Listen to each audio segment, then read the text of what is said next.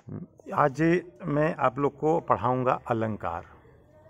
अलंकार 9वीं कक्षा के लिए। अलंकार हम कहते किसे हैं? अलंकार का शाब्दिक अर्थ होता है आभूषण। आभूषण सौंदर्य को बढ़ाता है। तो कविता में जब अर्थ के माध्यम से या शब्द के माध्यम से बढ़ता है सौंदर्य, तो वह कहलाता है अलंकार। शब्द के माध्यम से भी या अर्थ के माध्यम से भी, किसी भी माध्यम से जब बढ़ता है काव्य की सुंदरता, तो उसे कहा जाता है अलंकार। वही कहलाता है जो हम लोग आभूषण का उपयोग करते हैं कविता में, उसी का ही दूसरा रूप है अलंकार। तो अलंकार सबसे पहले हम अलंकार में लेते हैं अनुप्रास अलंकार को। इसके मूलतः दो भेद माने जाते हैं, शब्दालंकार, अर्थालंकार। तो सबसे पहले हम लेते हैं अनुप्रास अलंकार को। अनुप्रास का अर्थ क्या होता है और अनुप्रास अलंकार होते क्या हैं? जब एक ही वर्ण कविता में एक से ज़्यादा बार आता हो तो वह कहलाता है अनुप्रास अलंकार। जैसे मैया मोरी मैं नहीं माखन खायो, यहाँ एक ही पंक्ति में म की आवृत्ति हुई है, तो यहाँ कहलाता है अनुप्रास अलंकार। कोकिल कोल कलोल कपोल करे, तरणि तनुजा तट तमाल तरवर बहुत छाए। कई उदाहरण हैं, लेकिन मूल बात आपको ये ध्यान देना है कि एक ही वर्ण एक से ज़्यादा बार आते हों, वह कहलाता है अनुप्रास अलंकार। अगला है भेद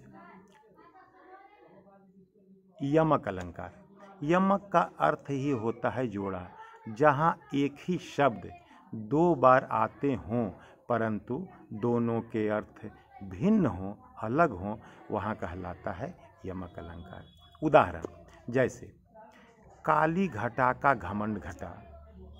काली घटा का घमंड घटा, देखिए घटा घटा यहाँ दो बार आए हैं, तो एक घटा का अर्थ अलग, दूसरे घटा का अर्थ अलग। एक घटा का अर्थ होता है काली घटा यानी बादल, एक घटा का अर्थ होता है बादल। काली घटा का घमंड घटा, दूसरे घटा का अर्थ होता है घट जाना। शब्द दो एक ही प्रकार के, लेकिन दोनों के अर्थ भिन्न होते हैं, इसे कहा जाता है यमक अलंकार। अगला है श्लेष अलंकार। श्लेष संस्कृत के श्लिष्ट शब्द से निकला है, जिसका शाब्दिक अर्थ होता है चिपकना। यानी एक शब्द में एक से ज़्यादा अर्थ चिपके हों, इसे कहा जाता है श्लेष अलंकार। जैसे सबसे बेहतर, अब तक के सबसे बेहतर उदाहरण इसका माना जाता है रहीमन पानी राखिए, बिन पानी सब सून, पानी गए न उबरे, मोती मानुष चून। पानी शब्द कई बार आए हैं, लेकिन एक पानी का अर्थ एक से ज़्यादा बार होता है। जैसे रहीमन पानी राखिए, बिन पानी सब सून, पानी गए न उबरे, मोती मानुष चून। मोती के अर्थ में चमक, मनुष्य के अर्थ में इज्जत और चून के अर्थ में जल।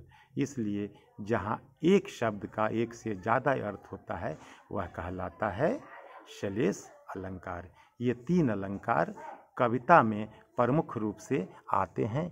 इसके कविता में और इसके आने से कविता में सौंदर्य की उत्पत्ति